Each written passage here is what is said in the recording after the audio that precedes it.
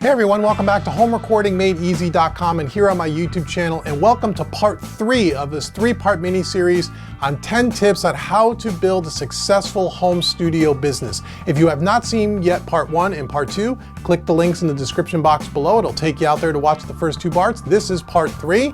Before we get to part 3, if you like what you see in this video, please hit that subscribe button. Also head out to facebook.com/HomeRecordingMadeEasy and follow me there. Also on Twitter @HomeRecordingMadeEasy. And for more tips, tricks, concepts, and training around all things home recording, mixing, and mastering, be sure to head out to HomeRecordingMadeEasy.com. Check out the Made Easy series and the Quick Mix series. They will help you make better music in your home studio, I promise. So now let's get ready to look at tip number 7. Okay, tip number 7 is something I talk about a lot with all of my students, whether they're a business owner, a wannabe business owner, or just looking to do this as a hobby. I tell everyone this, and this applies to business owners as well. I call investing in your craft.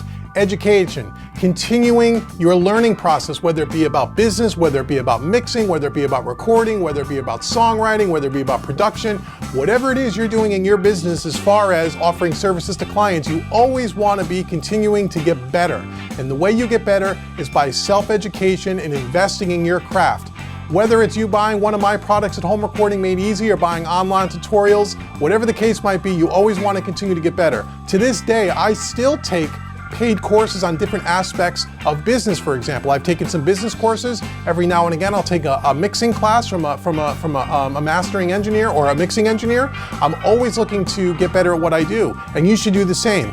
If you do that, you won't become stale. One problem in this business that I found over the last 5 or 6 years is if you don't continue to try to get better and you don't keep pushing yourself out of your comfort zone, you tend to get stale. You'll find yourself, for example, if you're a mixing engineer and you're mixing lots and lots of records and you're constantly doing the same things over and over and you don't learn any new techniques and you don't learn any new concepts, your mixes start to sound stale. Same thing with recording. If you're recording bands and artists, if you don't try different microphone placements, if you don't try different techniques about recording, your sound recordings will start to get stale. And if you want to stay on the cutting edge and you want to attract the most amount of clients and some of the best clients, you always want to be learning, you always want to be on the forefront, you always want to be investing in your craft, and sometimes that means you have to take a few bucks out of your pocket, and if you're making money, reinvest that money back into your business. Reinvesting money into your education, into you as a business owner, is going to make your business go much, much further than someone who doesn't invest in their craft. So sometimes you got to spend a few bucks to get better at something, but sometimes the old adage is true. You get what you pay for. And although there's a lot of free online stuff that you can take, I urge you to take a look at that too. Don't be afraid to break out the old credit card or the old wallet and spend some money, because you're spending money on you. And you are the face of your business, and you are the best investment that you can make in your business. So invest in your craft for years to come and never stop learning, and you will do very, very well as a business owner. Okay, tip number 9 is probably one of the single most important tips I could possibly have for you, and that is giving 5-star customer or client service. You want to give what I call 5-star customer service to every single client you deal with, every single colleague that you work with, where you're exchanging some different types of business services with each other, whether money is exchanging hands or not. Anytime you're working with either a client who pays you money or with a colleague where you're exchanging services to help each other, you want to give the best customer service or the best client service on the market, bar none.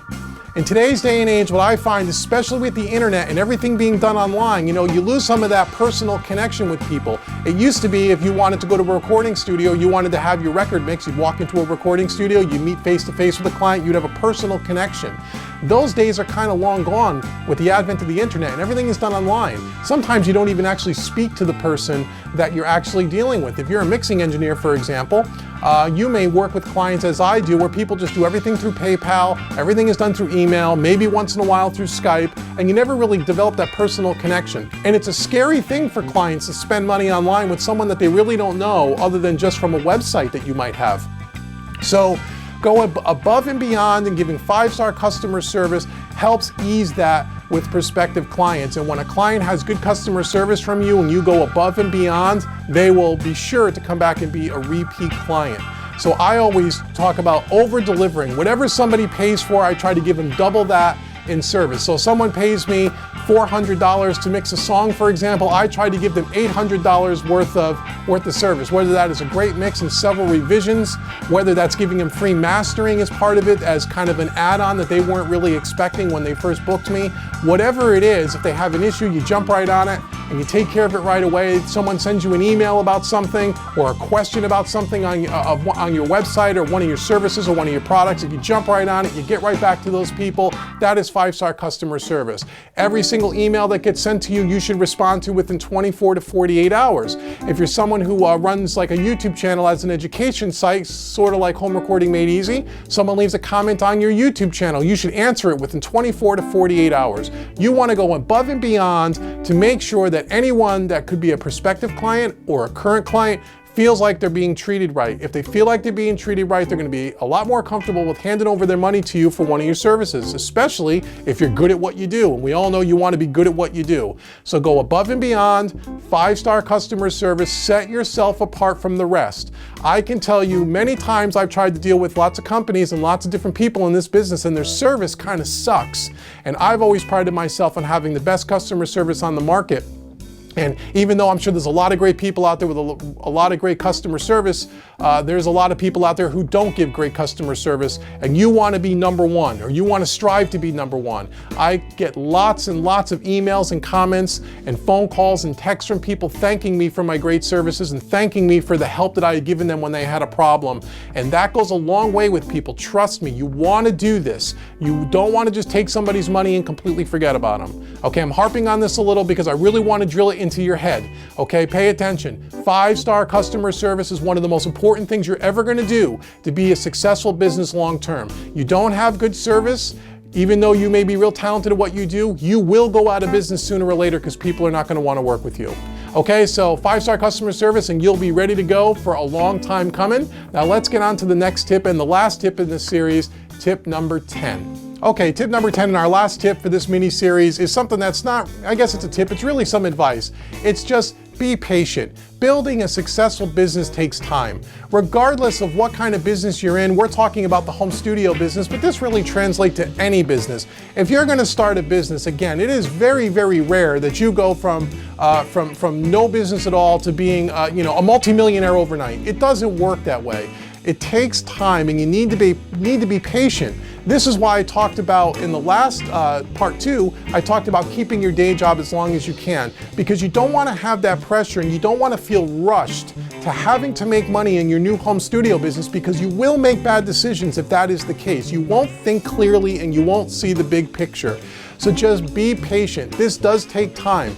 Like I said, it took me nearly 10 years of working at it as a hobby and then a part-time business to really then going to a full-time business in the last 5 or 6 years. It takes a long time. Now, it may not take you that long. It may only take you a couple of years. It took me much longer. But in today's day and age, with all the technology and all the tools that are available to us, I think you can start a business and push it along a little bit faster than what I was able to do 10 or 15 years ago. But it still takes time. So I want you to be patient. Don't quit your day job. Go back and review all the other 9 tips in this mini series. There are many other tips to helping you build a successful business, but these are the things that I find were the most important for me on how I was able to go from a part-time hobby to a part-time business to a full-time career. And I've proven that it does work. So if you follow these 10 tips and you're patient, you will have a long and successful home studio business. So that's it for this mini series, the 10 tips to building a successful home studio business. I hope you found this helpful. If you have any questions, send them over to info@homerecordingmadeeasy.com and I'll try to help you further. And once again, please hit that subscribe button. Please follow me on Facebook and share this video with others. It really does help me greatly and I greatly appreciate it. And until the next video, this has been David with homerecordingmadeeasy.com, and I will speak to you all soon. Thank you so much for your support and take care.